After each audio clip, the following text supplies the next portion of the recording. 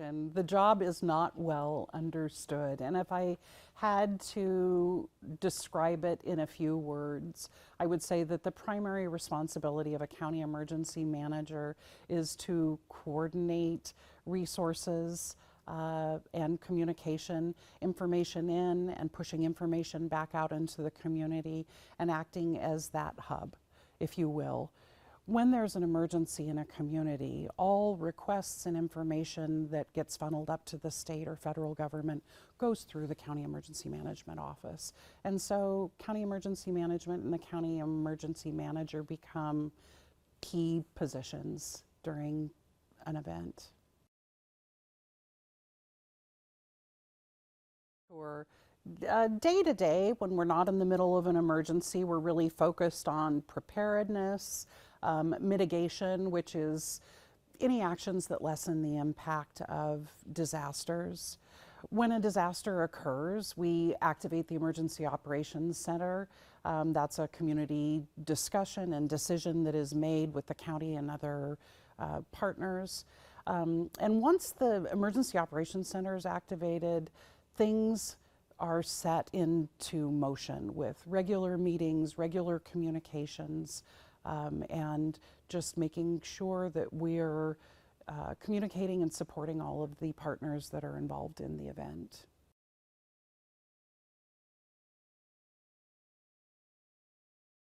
I think this is a relatively well-prepared community based on the disasters that you've had in recent years.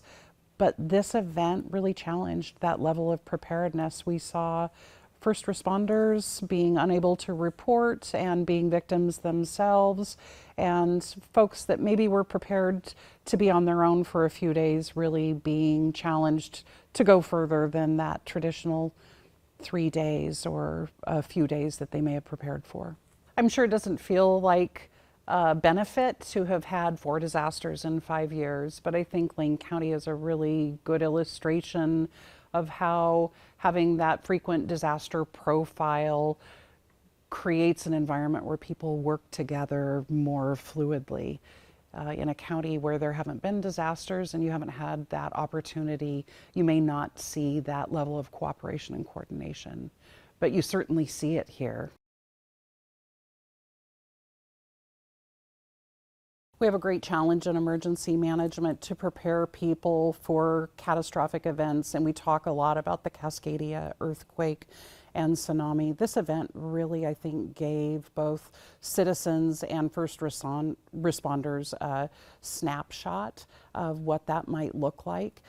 We tell people that if you're prepared for Cascadia, you're prepared for anything. It is the gold standard of preparedness. And it is that because of some of the features of that catastrophic event. And we saw some of that in the ice storm. We tell people that in Cascadia, they should plan to be on their own for weeks at a time. We certainly saw people left on their own for longer than they were used to in Lane County. We tell people in preparation for Cascadia that your first responders will be victims and that help will not be arriving like you're used to it happening on what we call a blue sky day. We saw that happen.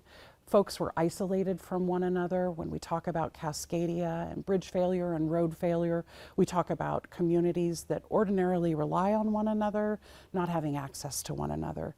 And the ice storm presented an opportunity for us to see what that was going to look like as well. The Oregon Seismic Safety Policy Advisory Commission, OSPAC, is probably best known for a report that it published in 2013 called the Oregon Resilience Plan. And I think the value of OSPAC at this time and place is to continue to unpack the Oregon Resilience Plan and understand what communities throughout the area need to do to become more resilient against the threat of Cascadia. I don't think it's ever too early to start talking to people about preparedness. Though we didn't experience a wildfire last month, we did experience a big disaster that presented a lot of the same challenges: communications, isolation, evacuation. So I think just leaning into the upcoming seasonal hazard is a battle rhythm that we could adopt and just continue to talk about the next seasonal hazard that we anticipate. In any event, communications are likely to be one of the areas of improvement, and this last event was no exception.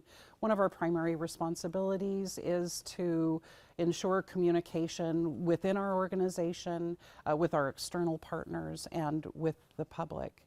And so the key to that is to having everyone understand ahead of time where to look for the information. Do they go to a website? Do they go to a social media site?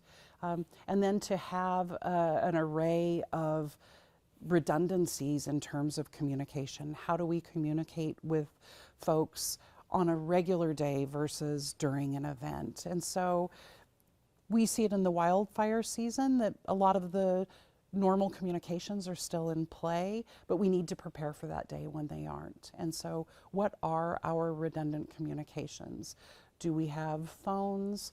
Do we have radio, television? And what happens, as in this case, when power is down and those ordinary channels of communication aren't available? An event like this really invites us to explore how we communicate with the public when we don't have those ordinary channels available.